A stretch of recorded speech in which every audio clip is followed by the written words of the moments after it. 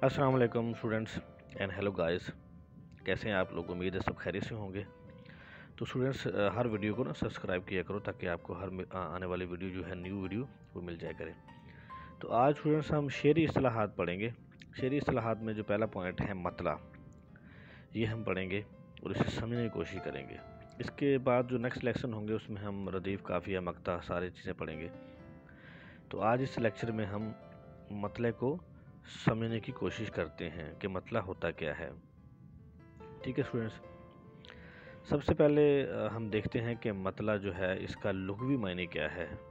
लुग़वी मायने स्टूडेंट्स कहते हैं ऐसा मायने जो लुगत में हो, यानी डिक्शनरी में हो। ठीक है स्टूडेंट्स, तो उसे कहते हैं लुग़वी मायने। तो वो तलू होने की जगह, यानी कि मतला का मायने है तलू होने की जगह या निकलने की जगह। उसके बाद स्टूडेंट्स इसका एक मायने ये होता है कि इस्तिलाही मायने होता है किसी भी लफ्ज़ का। इस्तिलाही मायने वो क्या होता है? तो वो ये होता है कि कुछ भी आलिम किस्म के लोग, पढ़े लिखे, बहुत ज़्यादा दानिश्वर, बहुत ज़्यादा इल्म व शऊर रखने वाले अदीब, बहुत बड़े बड़े, वो उसका कोई मिल के 4, 5, 6 इकट्ठे मिल के उसका एक मायने बना लें, उसे कहते हैं इस्तिलाही मायने। तो मतले का जो इस्तिलाही मायने है वो ये है कि नज़म या गज़ल या कसीदे का जो पहला शेर होता है वो मतला कहलाता है।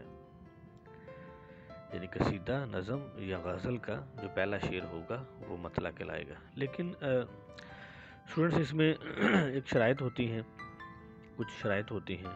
पहला शेर तो होता है नज़म या गज़ल का मतला, लेकिन उसकी शराइत है। शराइत ये होती है कि उसके अंदर रदीफ़ भी हो, काफ़िया भी हो। जब रदीफ़ काफ़िया होगा तब वो मतला कहलाएगा। अगर रदीफ़ और काफ़िया ना हो तब वो मतला नहीं कहलाएगा, तब वो सिंपल पहला शेर कहलाएगा कि ये नज़म का पहला शेर है, ये मतला नहीं है। तो उसकी शराइत ये है। तो ये हम पहला शेर जो है वो पढ़ते हैं। ये गज़ल का मैंने पहला शेर लिया हुआ है कि मुसीबत भी राहत फ़िज़ा हो गई है, तेरी आरज़ू रहनुमा हो गई है। तो स्टूडेंट्स इसमें देखें, ये पहला शेर है। तो पहला शेर गज़ल का है ये। इसके अंदर हम देखेंगे कि रदीफ़ और काफ़िया हो, यानी कि रदीफ़ काफ़िया जब होगा तब ही ये नज़म या गज़ल का पहला शेर कहलाएगा।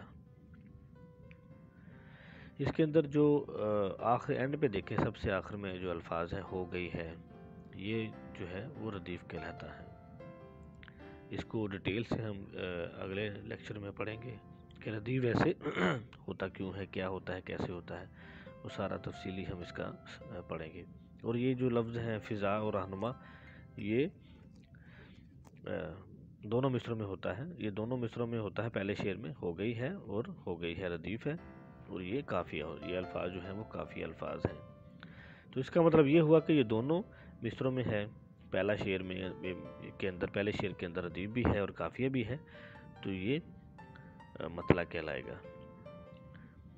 ठीक है स्टूडेंट्स, ये अब मतला कहलाएगा। यानी कि दोनों चीज़ें अगर हों, रदीफ़ और काफ़िया हो, पहले शेर के अंदर पहला शेर हो और दोनों मिसरों के अंदर हो, रदीफ़ भी हो और काफ़िया भी हो, तो वो मतला कहलाएगा। तो ये मतला है।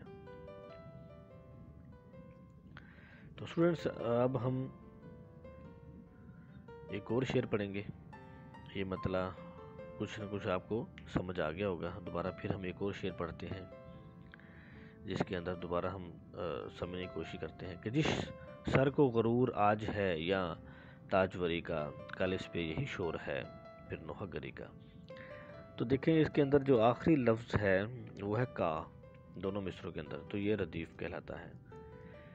ये रदीफ़ है। और इसके बाद ताजवरी और नोहागरी, ये दो अल्फाज हैं, ये क्या कहलाएंगे? ये काफ़िया कहलाएंगे। तो इसका मतलब हुआ ये भी गज़ल का पहला शेर है, इसके अंदर रदीफ़ भी है और काफ़िया भी है। अगर पहला शेर हो और रदीफ़ भी हो और काफ़िया भी हो तो वो क्या कहलाएगा? मतला कहलाएगा। ठीक है, ठीक है स्टूडेंट्स, ये पहला शेर है और ये क्या कहलाएगा? मतला कहलाएगा क्योंकि इसमें شرائط پوری ہو گئی ہیں، ردیف بھی ہے اور قافیہ بھی ہے، تو یہ کیا کہلائے گا؟ مطلع کہلائے گا۔ اس کے بعد اسٹوڈنٹس ہم یہ دوسرا شعر پڑھتے ہیں نیچے۔